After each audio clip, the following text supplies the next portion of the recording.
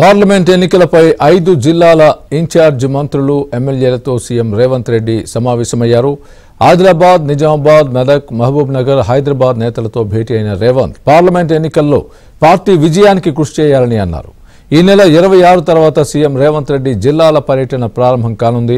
అందులో భాగంగా ఆదిలాబాద్ జిల్లా ఇంద్రవెల్లిలో తొలి సభ నిర్వహించనున్నారు. పీసీసీ అధ్యక్షుడిగా బాధ్యతలు చేపట్టగానే ఇంద్రవెల్లిలో రేవంత్ భారీ సభ నిర్వహించారు.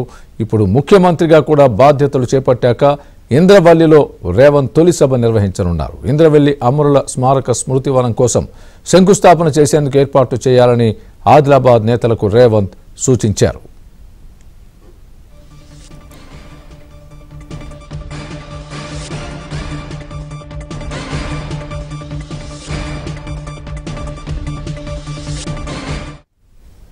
ఇక జనవరి 26 తర్వాత ఎమ్మెల్యేలకు అందుబాటులో ఉంటానని రేవంత్ తెలిపారు.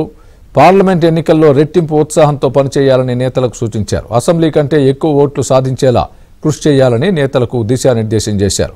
17 స్థానాల్లో 12 సీట్లకు తగ్గకుండా ఎంపీ స్థానాలు గెలిపించుకోవాలని నేతలకు రేవంత్ రెడ్డి సూచించారు.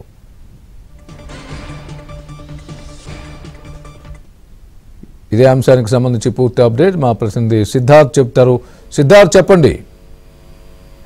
Thank you Swami. ఎన్సీఆర్ హెచ్ఆర్డీలో 5 జిల్లాల ఇన్ఛార్జ్ మంత్రులు, ఎమ్మెల్యేలు, ఓడిపోయినటువంటి కాంగ్రెస్ పార్టీ అభ్యర్థులు, ఇతర ముఖ్య నాయకులతోని సీఎం రేవంత్ రెడ్డి సమావేశం నిర్వహించారు. ఈ రోజు 5 జిల్లాల్లో భాగంగా ఉమ్మడి ఆదిలాబాద్, నిజామాబాద్, మెదక్, మహబూబ్ నగర్, హైదరాబాద్ నేతలతో సమావేశమయ్యారు. రాబోయే పార్లమెంట్ ఎన్నికలు గెలుపు కోసం కృషి చేయాలని వాళ్ళకు దిశానిర్దేశం చేశారు. ఇక ఈ నెల 26 తర్వాత జిల్లాల పర్యటన చేస్తానని కూడా సీఎం తెలిపారు. దాంట్లో భాగంగా మొదటిగా ఆదిలాబాద్ జిల్లా ఇంద్రవెల్లిలో తొలి సభ నిర్వహిస్తామని రేవంత్ రెడ్డి చెప్పారు. పీసీసీ బాధ్యతలు చేపట్టిన తర్వాత కూడా ఆయన తొలి బహిరంగ సభ ఇంద్రవెల్లిలో నిర్వహించారు.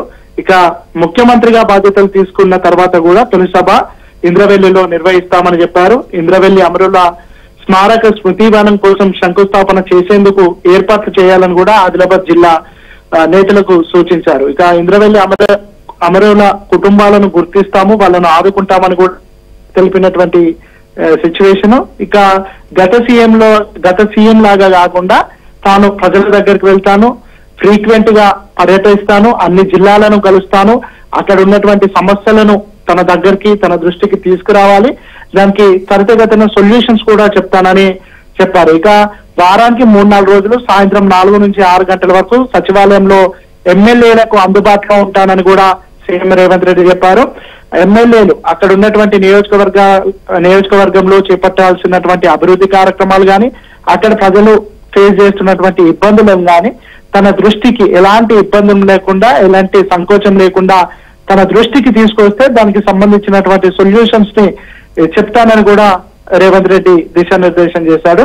ఇక పార్లమెంట్ ఎన్నికలకు సంబంధించి ఉత్సాహంతో పనిచేయాలి, 17 స్థానాలకు గాను 15 స్థానాలు గెలుపొందేలా కార్యకర్తలకు గాని, నాయకులు గాని కృషి చేయాలని వాళ్ళందరికీ దిశానిర్దేశం చేశారు. ఇక రేపు మిగతా 5 జిల్లాలు, ముఖ్యంగా ఉత్తర తెలంగాణకు సంబంధించినటువంటి 5 జిల్లాల ఇన్ఛార్జ్ మంత్రులు, కాంగ్రెస్ పార్టీకి సంబంధించిన ఎమ్మెల్యేలు, అదేవిధంగా ఓడిపోయినటువంటి కాంగ్రెస్ అభ్యర్థులు, పార్టీకి సంబంధించినటువంటి కీలక నాయకులతోని రేపు మధ్యాహ్నం 3 గంటల తర్వాత ఎన్సీఆర్ హెచ్ఆర్డీలో సమావేశం